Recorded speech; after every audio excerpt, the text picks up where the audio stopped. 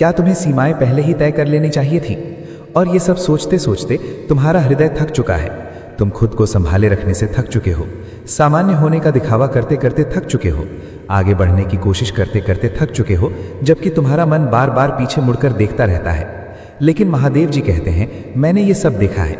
मैंने तुम्हारे बारे में उनकी निजी मजाक सुने, मैंने उनकी तोड़ मरोड़ कर पेश की गई कहानियां देखी। मैंने देखा कि कैसे वे मासूमियत का नाटक करते हुए तुम्हारे नाम पर संदेह पैदा कर रहे थे। मैंने देखा कि कैसे उन्होंने तुम्हारी दयालुता का उपयोग एक हथियार की तरह किया, और फिर जब तुम्हें बुनियादी सम्मान की जरूरत थी तब तुम्हें बोझ समझा। मैंने देखा कि कैसे उन्होंने तुम्हारी कमजोरी का फायदा उठाकर बातें बनाई। मैंने देखा कि कैसे उन्होंने तुम्हारे भरोसे को किसी सस्ती वस्तु की तरह समझा। और मैंने वो पल भी देखा जब तुम्हारी आत्मा को यह आभास हुआ कि कुछ गड़बड़ है। इससे पहले कि तुम्हारे पास कोई सबूत होता, इससे पहले कि तुम्हारे पास कोई प्रमाण होता, इससे पहले कि तुम इसे शब्दों में समझा पाते, वो कोई पागलपन नहीं था, वो तुम्हारा विवेक था।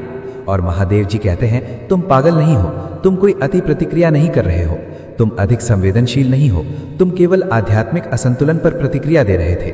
तुम एक ऐसे व्यवहार को पहचान रहे थे जिसे तुम्हारी आत्मा तब भी महसूस कर सकती थी जब तुम्हारा मन उनके लिए बहाने बनाना चाहता था।